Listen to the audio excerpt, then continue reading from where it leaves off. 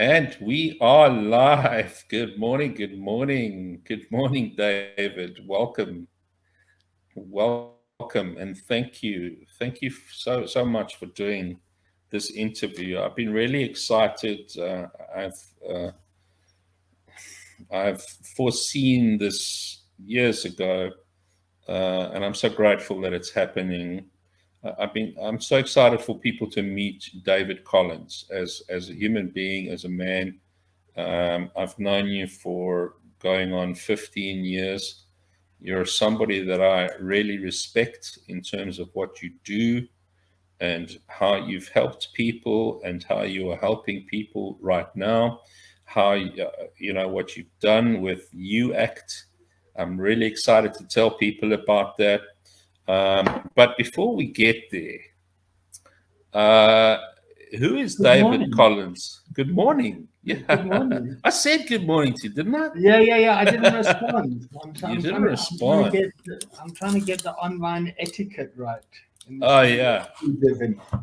yeah. I gave you a gap, but you didn't do it, so I had to keep on going. That's what we're supposed to do in radio.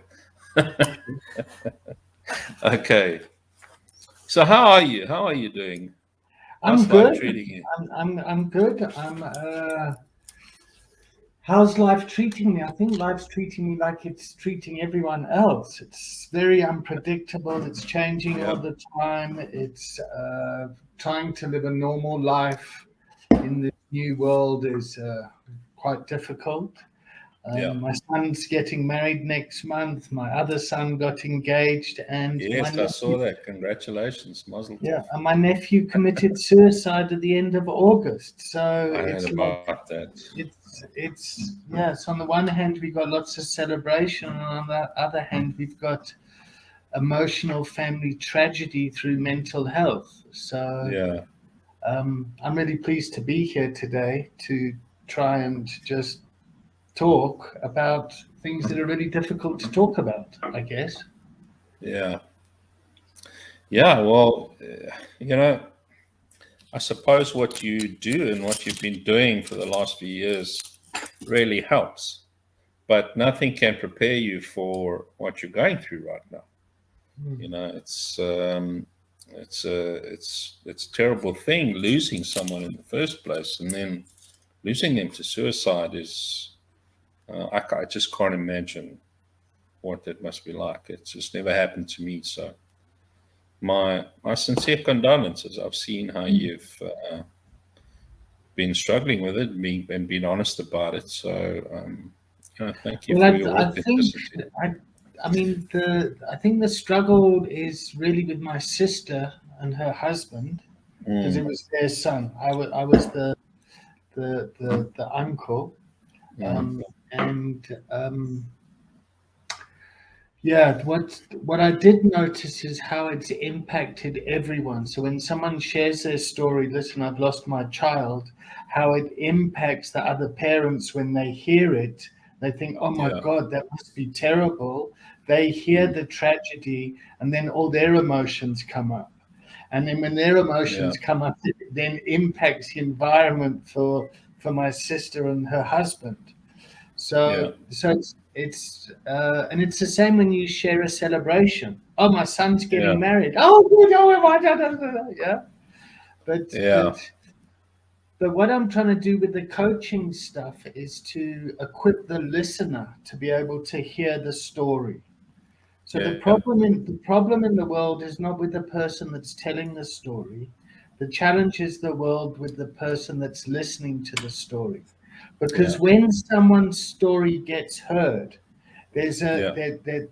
there's a psychological change with that happens. Oh, I've Yes. been heard, I've been seen, Mm, I've been acknowledged, and yeah. then that person can start the healing process. And I Yeah. think with addiction, mental health, um, with stigmatized illnesses, everyone has an opinion. Yeah. So this is Yeah. what's going on for me. Everyone has an opinion of what you need to do. And what we're Yeah. trying to do with the coaching engagement is to get the person to take responsibility for themselves. So what's your Mm, opinion? of yourself and your mental illness. Mm. Yeah. But just before we get into that, David, just let's just for everybody that's watching this, let's who is David Collins? You know, where did you fall out of? How did yeah? Tell us about Sharp and the foundation, and then the evolution into UACT, which is what I really want people to know about today. Okay. So I fell out of my mother, I guess, in 1966. That must have been a surprise. Well, my mum was 18 years old, and Oh, and uh, and yeah, she went into labour before we got home. Yeah, and she was in traffic in the snow in the UK. oh wow. And the reason I say this is being born was very different then as it is nowadays. The world has changed a lot. Yeah, So, for example, with technology that we have nowadays and all that, yeah. um, the world is much more accessible.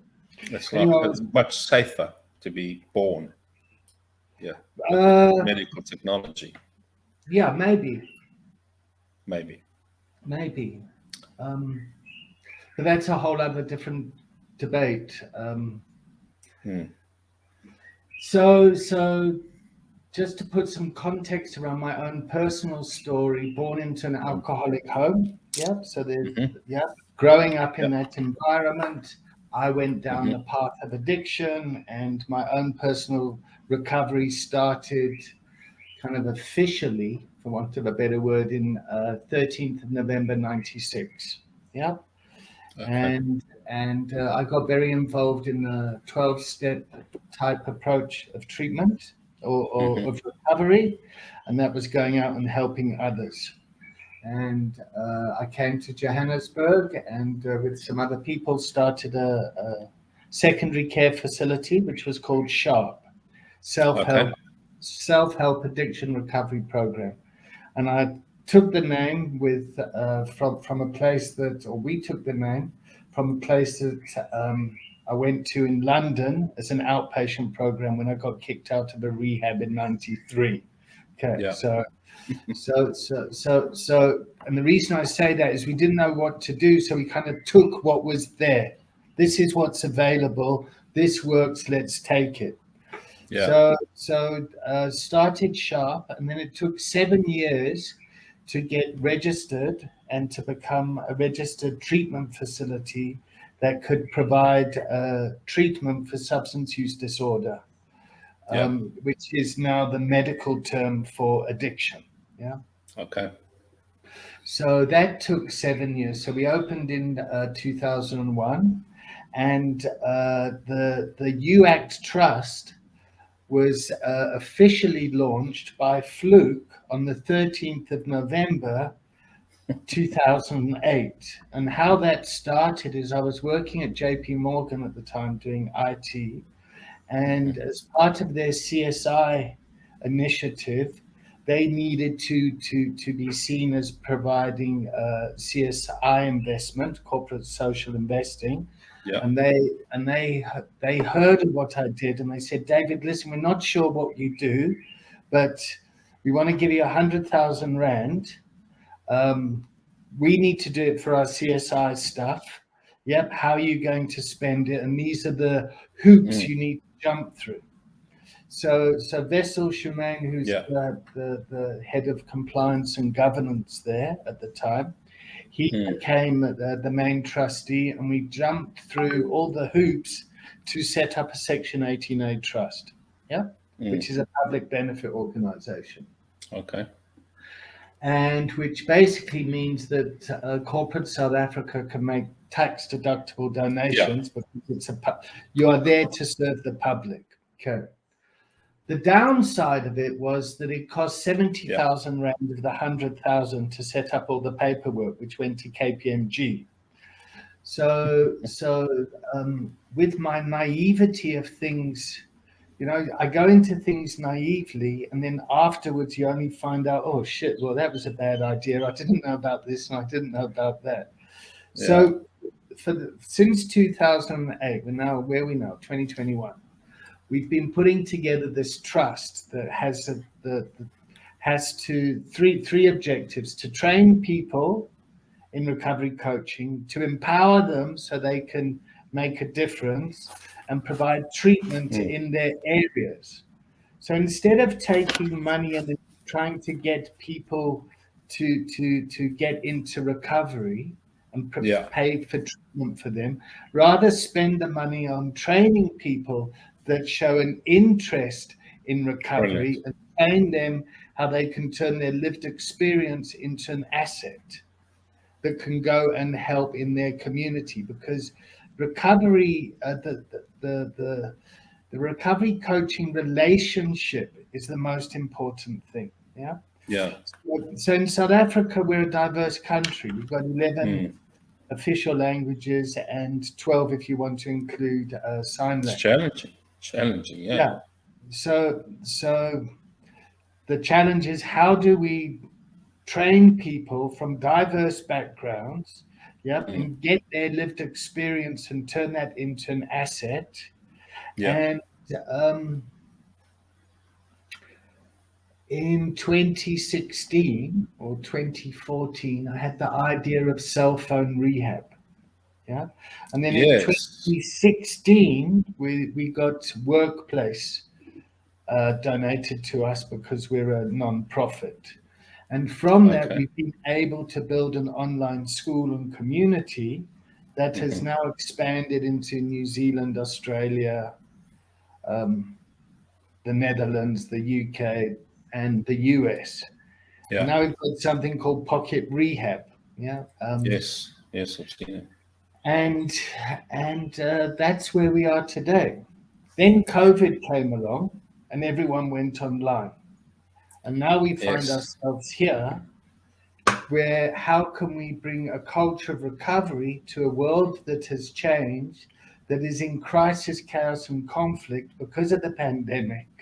And how Yeah. do we, the corporate has come together with the kitchen. So you no longer kind of go to work and come home. It's like you've been there in the kitchen. And for some people, they love it, and some people, they hate it. Yeah. Yeah. So, whatever recovery is for the world, now it's going to be very interesting. Yeah. So that's what I'm very curious about, because recovery coaching isn't just for somebody with substance use disorder, it's for Exactly. anyone that wants to recover something that they've lost. Yeah. Makes sense. Makes sense. Well, that cancels my next question. Why recovery coaching? Why is it not addiction counseling? So it's to recover something you've lost. Yeah. But So could recovery coaching also be used for overcoming a challenge that's come your way, sure, or sure. sort of I like mean, life coaching or business coaching?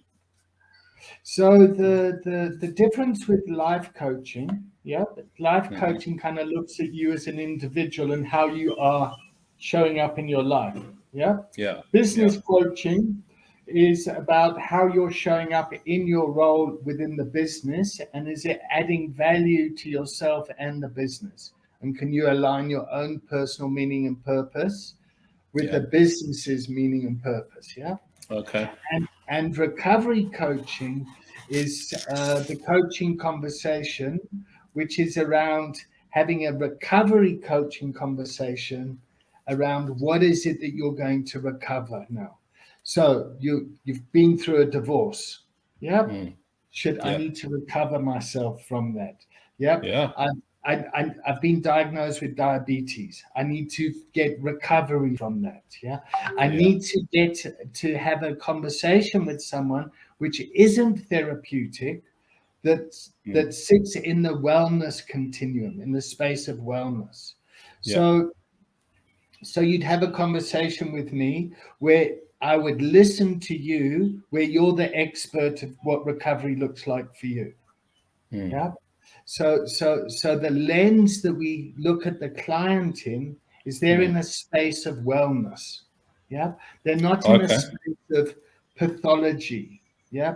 of illness. They're I not in a like that. place of where they need a clinical therapeutic intervention. Yeah. It's like, let's have a conversation. Yep. Yeah. What's Yep. What do you want to talk about? How do you think you're going to address that? Hmm. Yeah. Is there a psychologist in your network that you feel comfortable with if you were Yeah. to go and do that? Yes, I think I need to see a psychologist to go and work on my childhood trauma. Okay, good luck. Let me know how it goes. Yeah. Okay. So, Okay. so, so the client would then come back, for example, and said, "How did it go?" Yes, well, I went there and I felt too ashamed to talk about my trauma. Oh, Okay. okay. So what do you think you need to do now? Well, I feel ashamed about that I'm going to be judged. Oh, okay. Well, what might be judged? Have you explored this with your therapist? Yeah. Yeah. And then you start to think of the relationship the client is having with their therapist and try and get the client to take responsibility for their side of it. Does that make Yeah. sense? Yeah. Yeah. Most definitely. So if I was to tie that into AccuDetox, yeah, Yeah. Okay. and the person goes and they get their physical AccuDetox, and when that's Hmm. happening, there's going to be a whole lot of emotional stuff that comes up with it. Yeah. Yeah. Just to be able to sit and have a conversation with someone. Oh, okay. So how might you address this? What resources are available to you? Yeah. It's really about helping someone get clarity of their thinking around what their recovery looks like for them.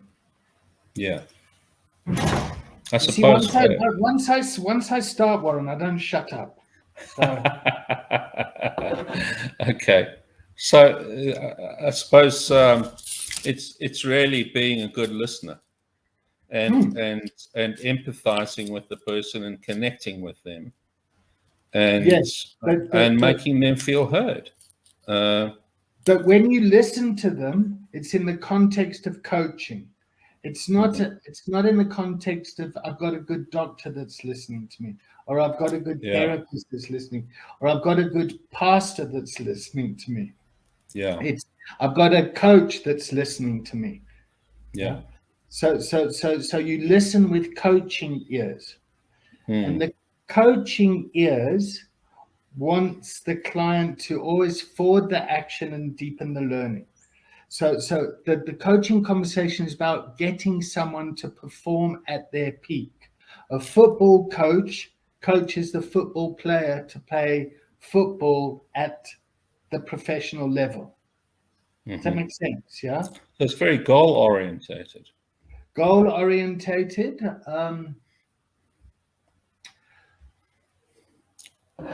And I want to come in there with a caveat, because it might be goal orientated and I might be heading along to a goal, but along that journey I learn something about me that makes me then change and consider, shit, that's not exactly the goal that I want.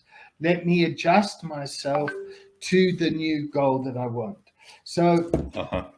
yeah, so it's very agile as well, where the client can kind of change what the goal is.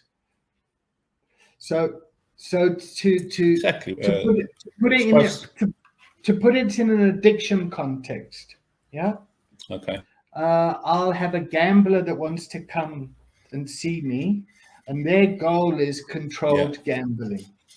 Yeah, they want to do Okay. controlled gambling, and my job there is Okay. to say, oh, okay, let's see how that goes.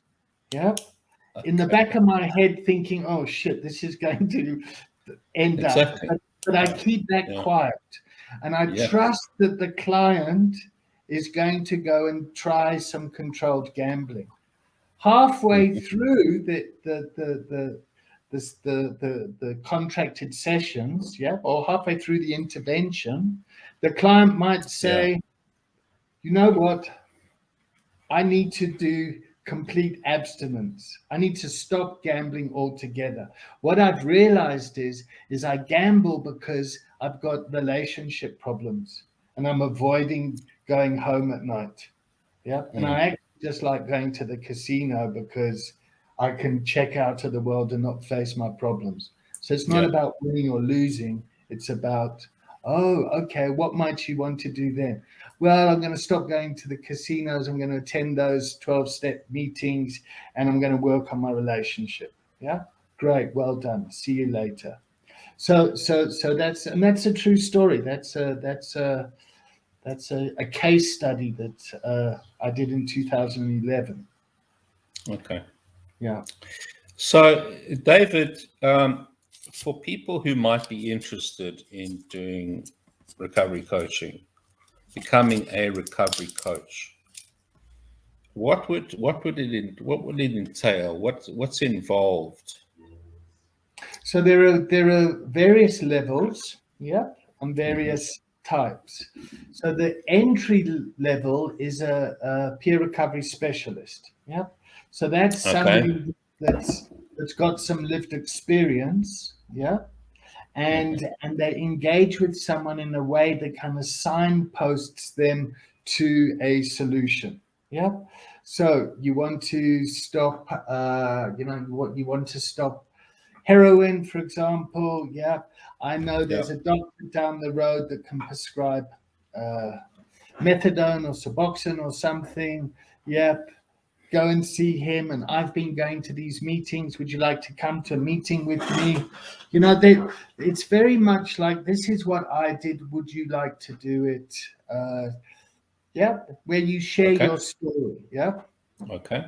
Um, the next level is a certified professional recovery coach, where you engage in a more professional way that's holistic in its approach, where it's not just you got this problem, we're signposting you through this solution. It's like the coach chi has more agency.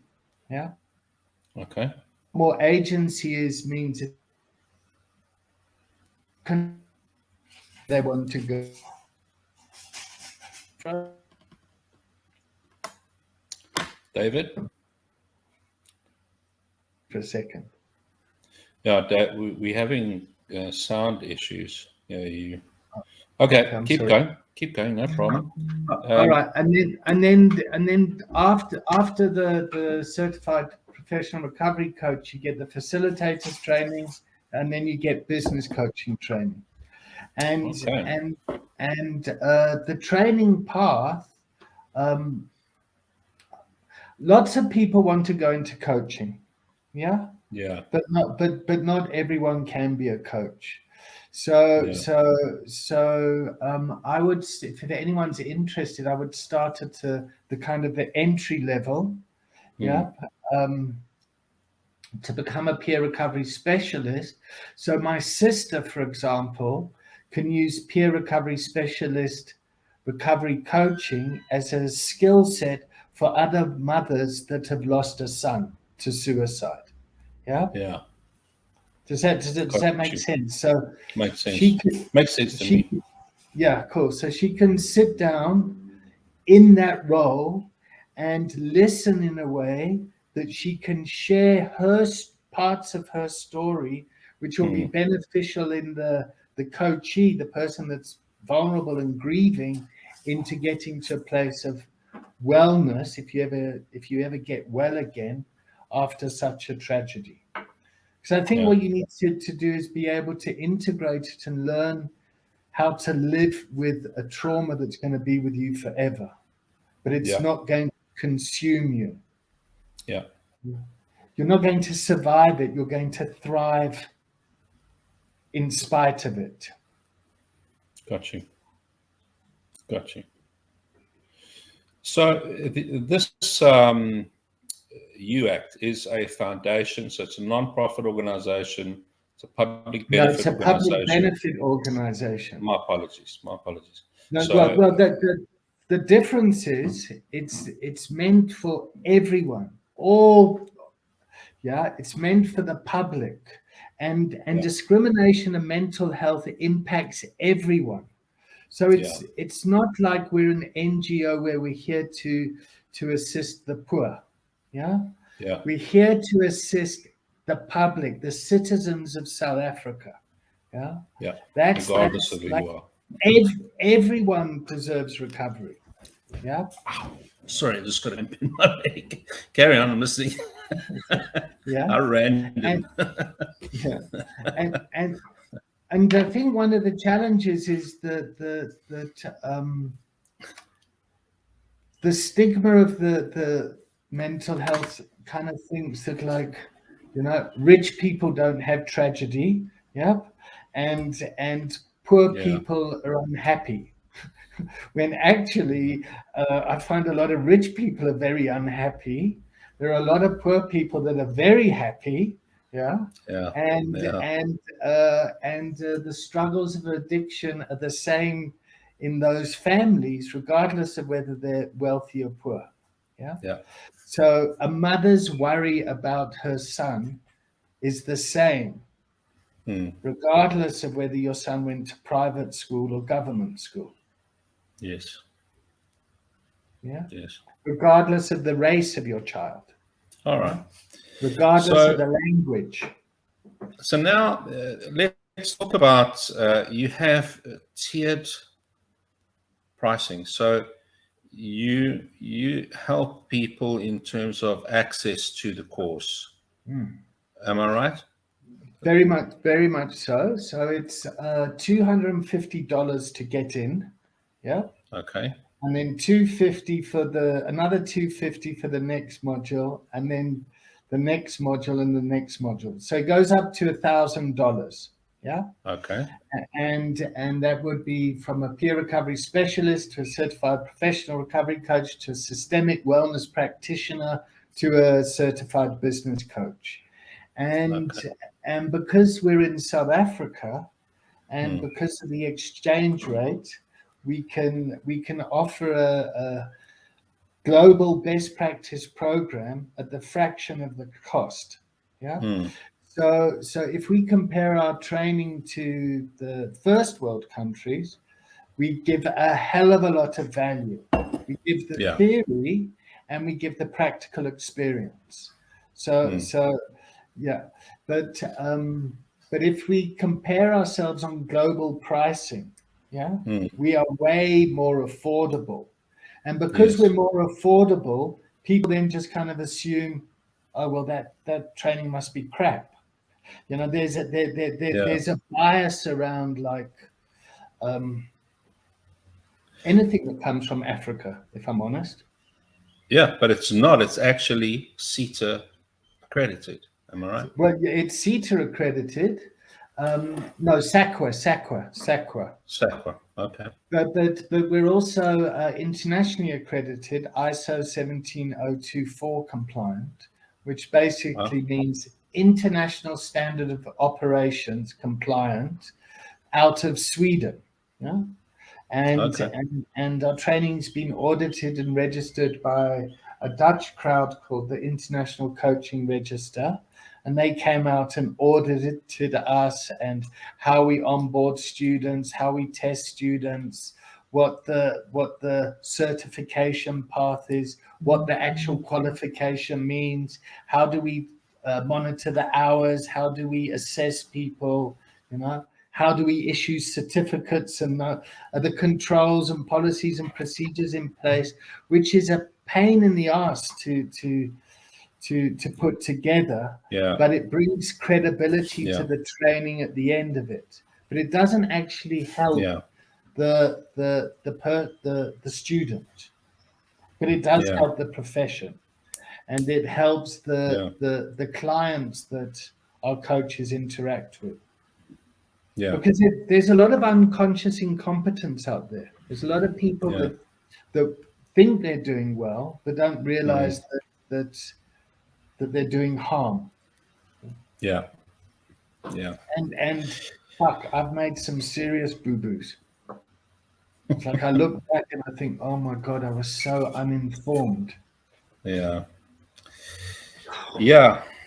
Yeah. It's a process. Learning is a process. We have to make mistakes along the way in order to learn what not to do and to deliver value and to be responsible at the end of the day. And the Part other of the way process. around of it, the other way around is what's worked in the past might not necessarily be working now. So Especially now.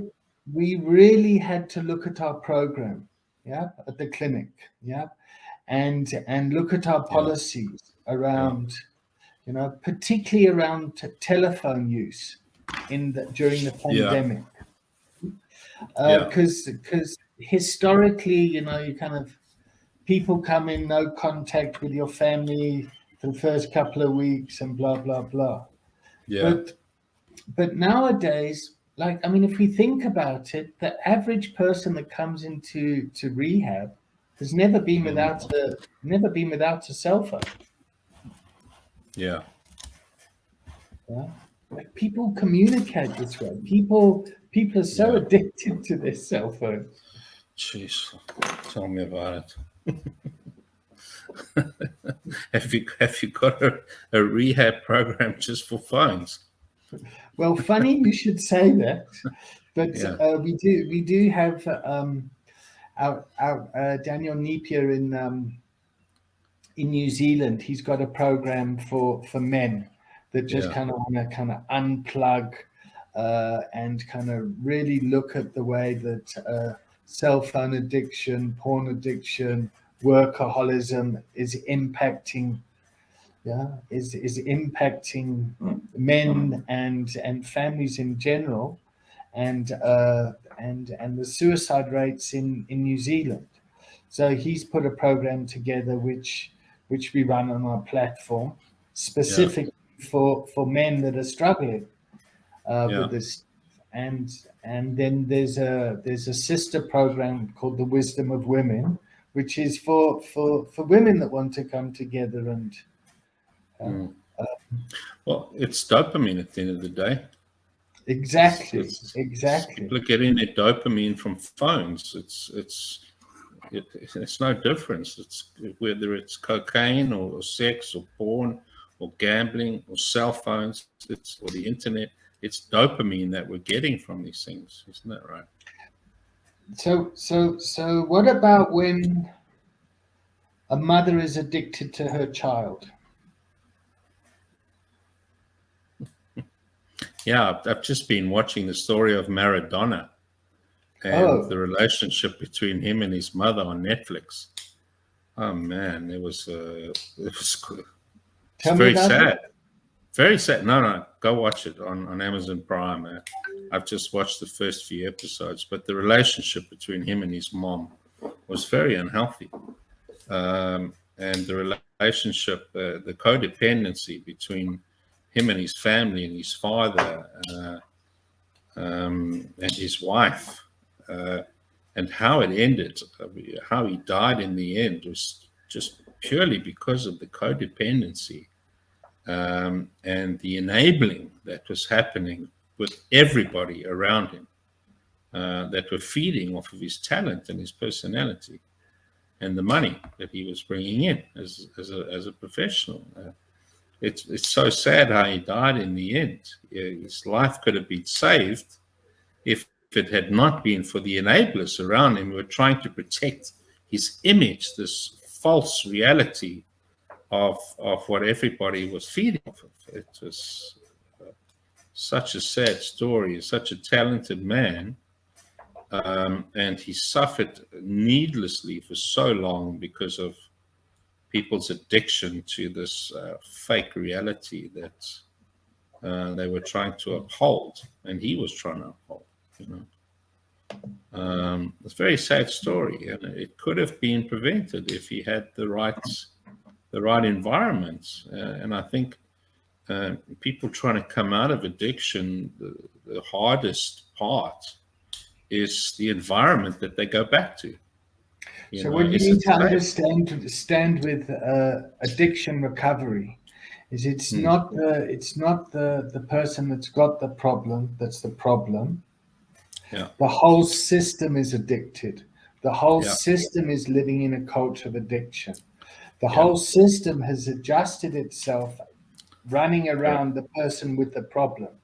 So yeah, when that person starts to live in the solution, The Yeah. system freaks out, and the whole system needs to start to move towards a culture of recovery. And that's Yeah. where systemic practitioners come in, because you can identify the various roles within the system and Yeah. work with that role to move that individual role to a culture of recovery. So in that system, there would be the addicted mother. Yeah. Yeah. How can you coach the mother to, first of all, acknowledge her addiction to her child, who's Yeah. now 50 years old? Yeah. He's Yeah. not a boy anymore, he's a grown up. Yeah. And Yeah. how can you get her to take responsibility for her recovery? Yeah. Yeah. What that Yeah. looks like. Yeah. And Yeah. then bring in the father, then the siblings, and the community, and it becomes complex. So if that doesn't happen, Yeah. the systemic pressure on the individual to go back and fulfill the role of the problem is Yeah. huge. Yeah. Yeah. And everyone in the system is saying, we want, if only that person gets well, then we will be better. The trouble is the person gets well, and then everybody has to kind of smell their own shit.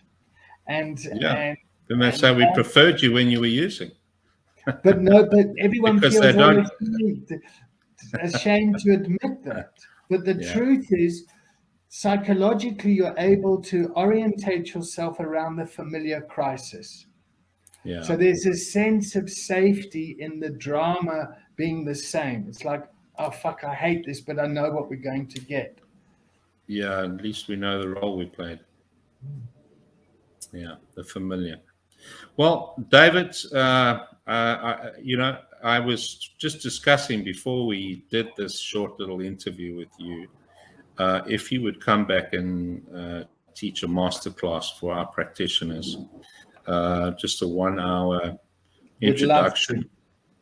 Would And love to. thank you so much. That would be amazing. And thank you so much for your time this morning. Your time is valuable, and I really appreciate the time that you've taken. No, it's my pleasure, Warren. I really It's appreciate it. Thank you so much. And I wish you all the best adjusting to the new world that you're living in today. I know you're very capable of it, and I really look forward to seeing what's going to come out of it. cool. Thank you Thank so you. much. Have a wonderful day. Cool. Okay. Bye bye now. Bye bye, everyone. Thank